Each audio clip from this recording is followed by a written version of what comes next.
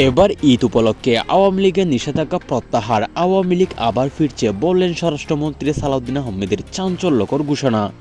বাংলাদেশ সরকারের স্বরাষ্ট্রমন্ত্রী ও বিএনপির স্থায়ী কমিটির সদস্য সালাউদ্দিন আহমেদ আজ ঈদ উপলক্ষে একটি অভূতপূর্ব ঐতিহাসিক ঘোষণা দিয়ে দেশ জুড়ে আলোড়ন সৃষ্টি করেছেন। তিনি সরাসরি বলেছেন, ঈদ উপলক্ষে আওয়ামী লীগের উপর আরোপিত সকল নিষেধাজ্ঞা প্রত্যাহার করা হচ্ছে, অর্থাৎ আওয়ামী লীগ আবার পূর্ণাঙ্গভাবে ফিরছে।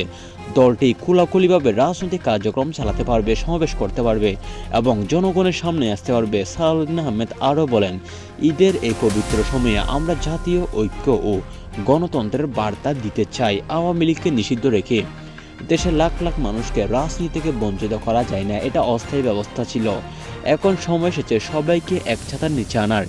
ঈদের পর থেকে আওয়ামী লীগের নেতাকর্মীরা স্বাধীনভাবে কাজ করতে পারবেন এবং শেখ হাসিনার নেতৃত্বে দলটি আবারও সক্রিয় হবে। তার এই ঘোষণা বিএনপি সরকারের অভ্যন্তরে জোট সঙ্গীদের মধ্যে আবার আওয়ামী লীগ শিবিরের ব্যাপক উল্লাস বিস্ময় সৃষ্টি করেছে। আওয়ামী লীগ নেতাকর্মীরা এটাকে ঈদের সেরা উপহার বলে অবহিত করেছেন এবং ঈদের পর বড় সমাবেশের প্রস্তুতি নিচ্ছেন।